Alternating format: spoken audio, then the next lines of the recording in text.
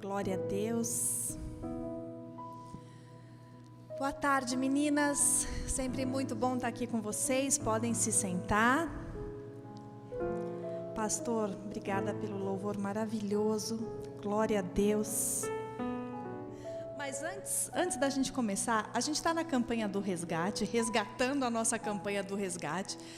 Hoje nós vamos falar sobre resgatar a nossa identidade. Mas antes de começar, eu quero perguntar para vocês: vocês já pararam para pensar o que significa a palavra original?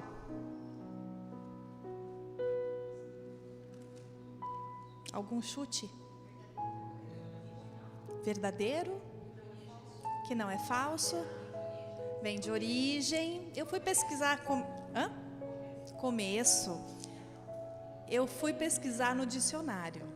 E original é relativo de origem. Ai, que bom, né? Meio que eu fiquei na mesma.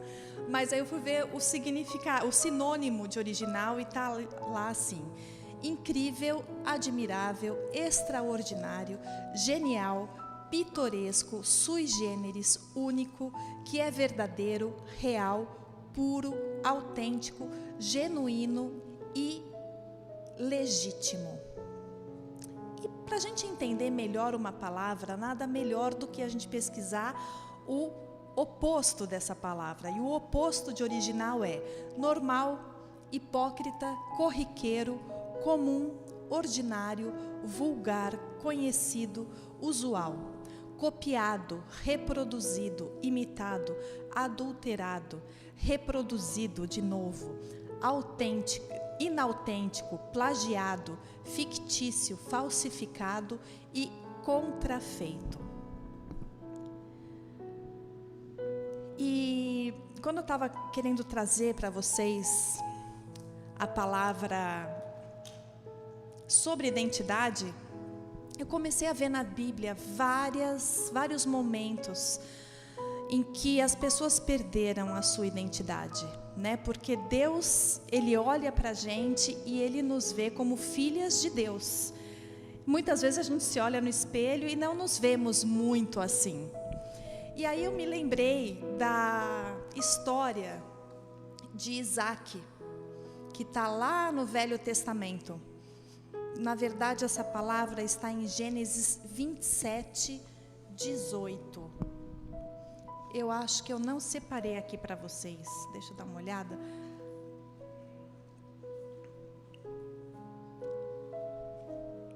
Bom, eu não vou ler, porque é longo. Eu vou ler outros versículos depois. Então, em Gênesis 27, 18, conta a história de dois irmãos, Esaú e Jacó. Isaac era o pai. O pai já está velho e ele chama o filho mais velho, que era Esaú, porque ele queria dar a bênção da primogenitura, né? Ele queria abençoar o seu filho por ele ser o mais velho, queria fazer essa oração. E Osana e a mãe, Rebeca, eu acho que ela já tinha uma preferência por Jacó, e ela chamou Jacó e falou: Jacó, seu pai vai dar a bênção para o seu irmão, então faz o seguinte, finge que você é ele, porque ele já estava velhinho, Jacó já estava velhinho, não estava enxergando muito bem. Gente, estou confundindo tudo.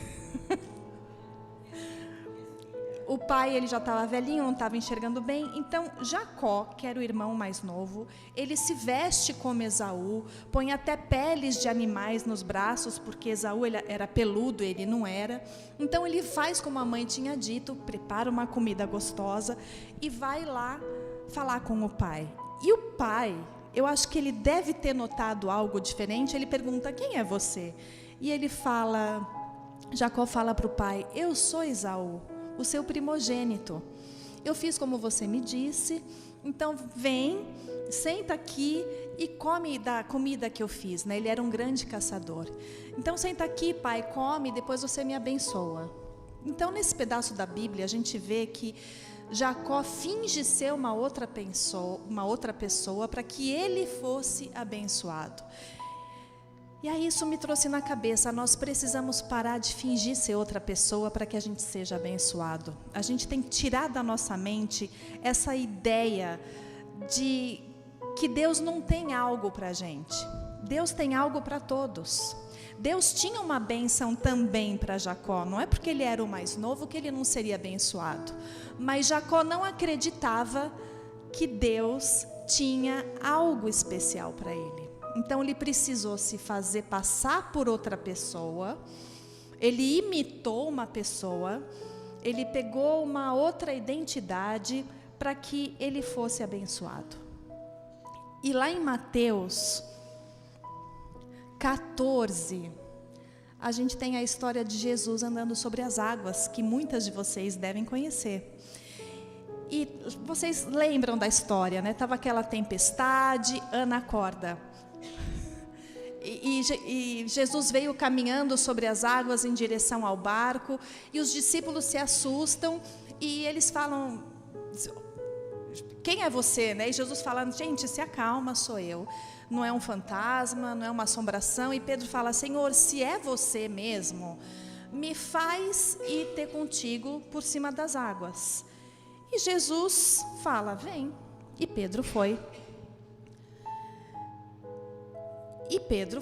Pedro era um homem ousado, e ele foi, e ele anda sobre as águas também, só que ele começa a olhar a tempestade em volta, ele vê as ondas, ele vê o vento, ele fica com medo e começa a afundar, e ele pede socorro para Jesus. Jesus pega ele pela mão e levanta e fala, homem de pequena fé.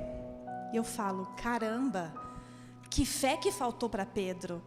Porque ele andou sobre as águas, você precisa ter muita fé para fazer isso. Que fé faltou? Faltou a fé de que Deus existia? Não, ele sabia que Deus existia, tanto é que ele acreditou e saiu andando sobre as águas. Ele acreditou que Deus existia, que Jesus existia, e foi andando sobre as águas. Faltou a fé sobre o poder de Jesus? Também não, porque quando ele afunda, ele pede socorro para Jesus e prontamente ele é atendido. Então, que fé faltou para Pedro naquele momento? Para Jesus dizer, homem de pequena fé. A fé que faltou para Pedro foi, Pedro não acreditava que Deus acreditava nele. Quando ele viu a situação que ele estava, andando sobre as águas, no meio de uma tempestade, ele olhou para as ondas, ele olhou para o vento, para o mar bravo, ele duvidou que aquilo era para ele também. Ele duvidou, mesmo já estando sobre as águas, que aquilo também era para ele. E muitas vezes a gente crê em Deus, a gente crê em Jesus, mas a gente não crê que a promessa, que a bênção de Deus é para você também. É para você que está aí no YouTube também. Em Jeremias 1,5 diz assim,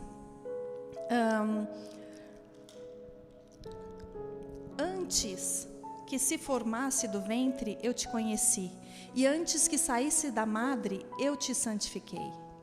Isso é tão lindo.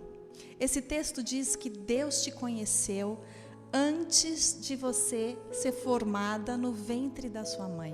Antes da sua mãe saber que você estava lá, Deus já te conhecia, já tinha te visitado. E você foi separada para ser filha de Deus, para ser a princesa dos olhos de Deus, para ser e ter algo muito especial na sua geração. E essa palavra está sobre você, está sobre mim, sobre cada uma de nós. Agora a minha pergunta é, você realmente acredita que essa palavra está sobre você? Porque eu sei que você acredita em Deus, sei que você acredita em Jesus, mas você acredita nisso, que você é santificada, separada, filha de Deus? Porque quando a gente não acredita nisso, a gente começa a viver uma falsa identidade. A gente começa a incorporar uma persona que não somos nós. Nós nos adaptamos e tentamos conquistar as coisas no braço, porque a gente não acredita que Deus acredita na gente. Jacó não acreditava que Deus também tinha uma bênção para ele. Pedro não acreditava que andar sobre as águas também era para ele. Você acredita que Deus tem algo muito especial para você? Que Deus tem uma promessa na sua vida? Quando a gente não acredita nisso, a gente começa então a vestir a roupa de outro, como Jacó fez. A gente começa a querer se parecer com o outro, como as blogueiras, como os youtubers, como os tiktokers, os artistas, até mesmo os pastores, muitas pessoas que não somos nós.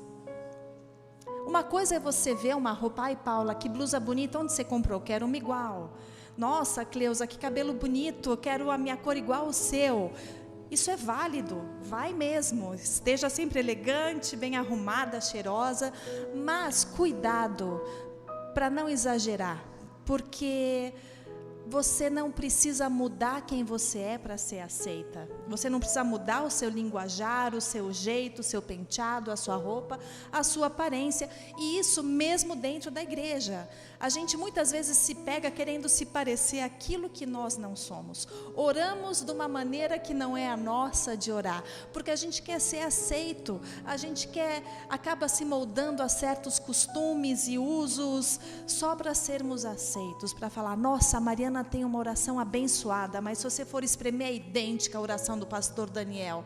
Ela não é o pastor Daniel, a Mariana é a Mariana, o Daniel é o Daniel. Então, você não precisa se parecer com outra pessoa para ser abençoada. E nós vivemos num tempo em que o mundo tem feito de tudo para roubar a nossa identidade. Principalmente nós que estamos vivendo esse momento de mídias sociais, né, em que todo mundo quer ficar bonito, tem tantos filtros, eu uso vários, mas tem tantas coisas e você fica preocupado quanto às curtidas, quanto aos seguidores, parece que se a pessoa não curtiu, não deu um like, ela não gosta de você, e a gente acaba não aceitando a indiferença, a gente se sente num palco, à espera de aplausos, à espera de sermos reconhecidas. E a mídia social nos colocou nesse palco. Eu não estou condenando, porque eu também tenho, eu também uso, mas a gente tem que ter moderação, a gente tem que tomar cuidado com tudo isso. Na verdade, a gente está querendo se parecer com os outros e, ao mesmo tempo, nós somos muito narcisistas e qualquer coisa que vai contra o que nós queremos, o que nós pensamos, isso acaba muitas vezes nos destruindo. E o que o mundo hoje faz conosco? Ele nos compara umas com as outras. Ele foca nas nossas fraquezas e os nossos pontos fortes hoje são vistos como errados. Aquilo que te faz única é visto como errado. Um exemplo, a masculinidade dos homens. Hoje os machos são tóxicos.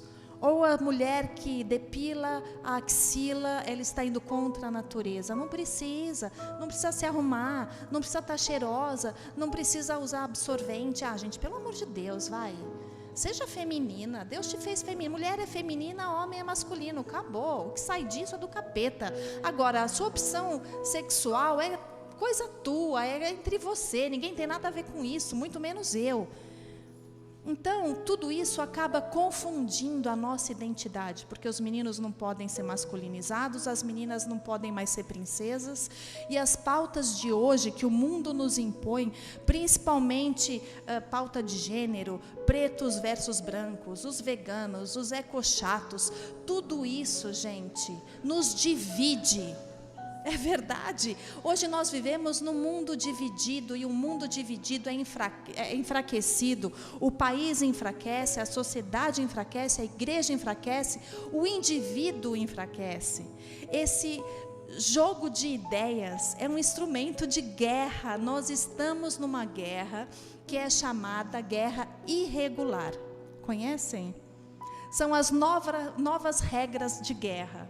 Os tanques, os aviões que a gente está vendo lá na Ucrânia, esse é o último estágio das guerras.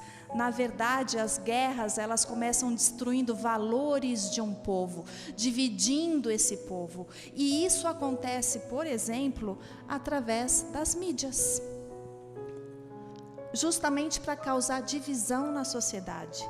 Filmes, séries, jornalistas, também orquestrados por professores, formadores de opinião, porque é tudo uma ideia. Todas essas pautas identitárias que consumimos geram divisão e nos enfraquecem e nos confundem do que nós somos e do que nós não somos. Uma coisa que precisa ficar bem clara: a sua aparência, ela não te define. O que os outros pensam de você não te define. Seus vícios, seus erros e pecados não te definem. Agora, quando aquele povo estava querendo apedrejar aquela mulher adúltera, acusando ela de ser uma prostituta, Jesus olhava para ela e ele não via uma prostituta. Ele via uma mulher acuada, inofensiva, sendo injustiçada. Sara se via como estéril. Jesus viu uma mãe de multidões. Então, o que os outros pensam de você não te define. As pessoas viam Davi como um menino franzino, fraco, que não tinha a menor possibilidade de derrotar Golias. Mas Deus olhava para Davi e via ele como um guerreiro, como um homem aguerrido, o único capaz. Aliás, não era o único capaz. Todos ali eram capazes de derrotar o gigante. Mas o único que acreditava na promessa, nas bênçãos de Deus para a vida dele, o único que acreditava que Deus acreditava nele, foi o que derrotou Golias. Foi Davizinho, aquele menino. Então, como encontrar a nossa verdadeira identidade? Lá em Colossenses 3, capítulo de 1 a 3, diz assim: a sua identidade está escondida em Cristo. Portanto, se já ressuscitaste com Cristo, buscai as coisas que são de cima, onde Cristo está assentado à destra de Deus. Pensai nas coisas que são de cima, e não nas que são da terra. Porque já estáis mortos, e a vossa vida, a vossa identidade, quem você é, está escondida com Cristo em Deus. Então, para de procurar a sua verdadeira vida, a sua verdadeira identidade nas coisas desse mundo, porque a sua verdadeira identidade está escondida em Cristo com Deus. Você não precisa procurar em outras pessoas, em ideias no mundo, você não precisa procurar nos blogueiros, nos podcasters, não tenho nada contra, reiterando, mas não procure a sua identidade nisso, porque você vai encontrá-la quando você realmente procurar ela em Jesus. O dia que você encontrar de verdade a Jesus, você terá a sua verdadeira identidade resgatada. Lembra que nós falamos de Jacó? Que ele fingiu ser uma outra pessoa? Ele fingiu ser o irmão mais velho dele para que ele pudesse ser abençoado? Então, existe um momento na vida de Jacó, muitos anos depois, em que ele teve um encontro verdadeiro com Jesus. Ele começa a lutar com um homem que era como Deus, e esse homem era o próprio Deus. Era um anjo que era o próprio Deus. E no final da luta, o tal homem, ele pergunta: quem é você? E ele pergunta: eu sou Jacó. Lá em Gênesis 32, está escrito assim: e disse-lhe, qual é o seu nome? E ele disse, é Jacó. Então disse, não te chamarás mais Jacó, mas Israel, pois como príncipe lutaste com Deus e com os homens e prevaleceste. Depois que Jacó teve um encontro verdadeiro e intenso com Jesus, Jesus entrega a sua verdadeira identidade. Jesus fala: de agora em diante você não é mais Jacó, você não é mais Esaú, você é Israel. E Jacó, depois de um momento intenso, um encontro intenso com Jesus, Jacó passou a ser Israel. Ele deixou de ser aquele que vem no calcanhar, ele deixou de ser o enganador para se tornar Israel, homem que luta com Deus e prevalece, homem que vê Deus. Então ele achava que era o enganador, ele achava que era aquele que vinha do calcanhar, porque assim foi o seu nome, porque eles eram gêmeos, ele e Esaú, e eles eram diferentes, mas eram gêmeos. Ele enganou seu pai, ele enganou seu irmão, então ele tinha aquele peso, aquela canga de que ele era um enganador, ele não era mais ele tinha que fingir ser outra pessoa. Aliás, ele já tinha o nome errado, deram o nome errado para ele como Jacó, e ele não era aquilo. E ele mesmo agiu conforme aquela definição humana sobre ele, mas quando Deus olha para Jacó, a vida inteira, Deus nunca viu um enganador, Deus sempre viu um homem de Deus. E quando finalmente eles tiveram esse encontro transformador, ele tem a sua verdadeira identidade dada por Deus. Homem que luta com Deus e prevalece, homem que vê Deus. Ele não tem mais uma identidade distorcida, porque a identidade distorcida não deixa você viver o propósito que você tem na sua vida. Então esse tema é muito importante. O mundo tem tentado roubar a nossa identidade de todas as maneiras, e há anos, há décadas. É necessário nós termos uma revelação no nosso espírito, não apenas uma informação. Olha, Rogéria, você é filha de Deus. Carol, você é amada do Senhor. Você é princesa. Não, você precisa de uma revelação do Espírito.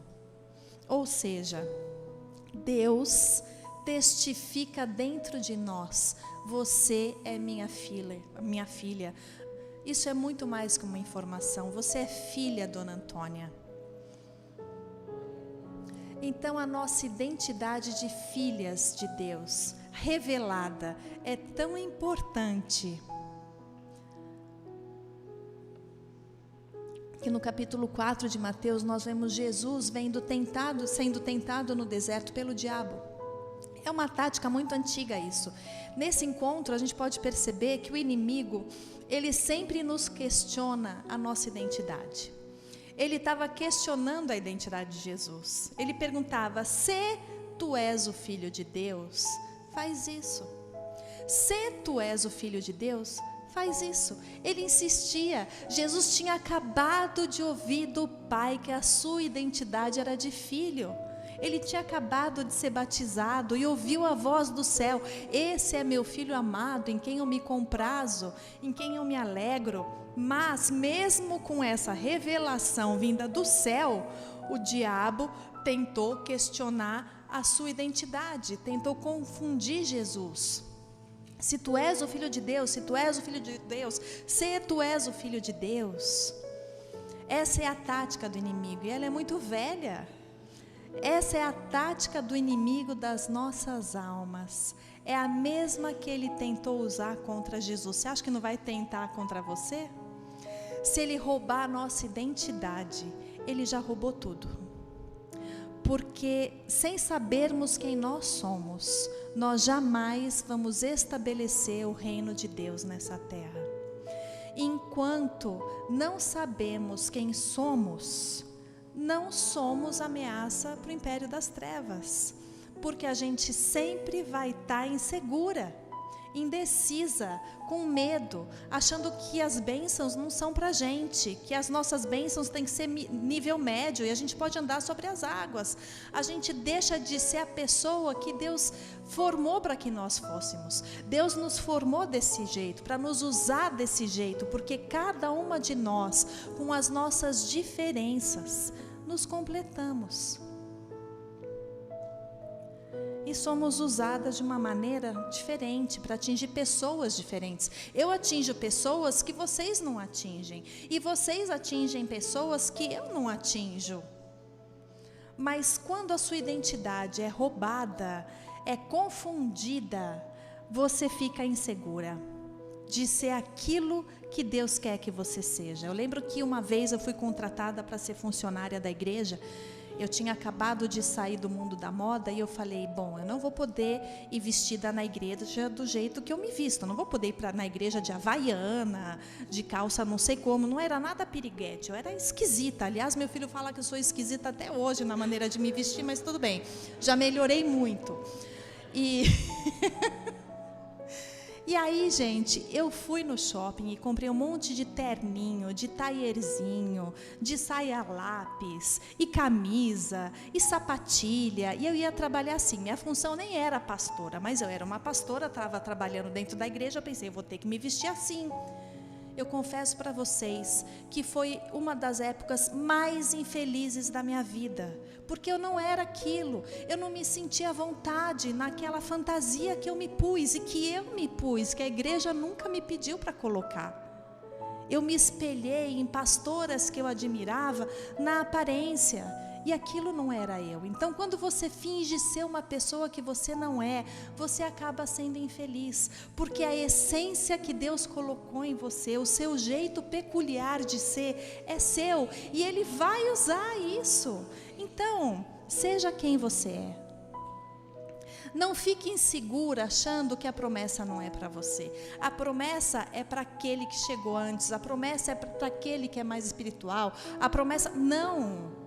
Deus é abundante em nos abençoar, e Ele tem uma promessa para cada uma de nós, mas nós não podemos ser confundidas com o que nós somos.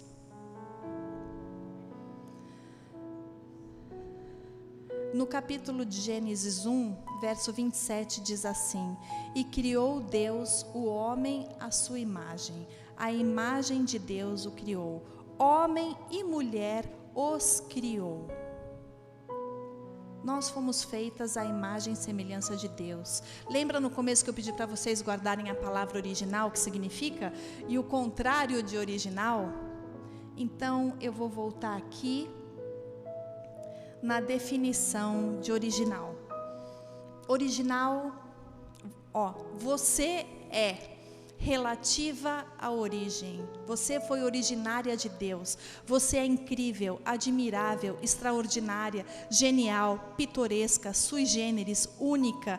Você é verdadeira, é real, é pura, é autêntica, é genuína, é legítima. Essa é quem você é. Você veio da origem de Deus. Deus te fez à imagem e semelhança dele. Essa é a sua identidade. Volte ao modelo original. Amém? E quando eu digo volte ao modelo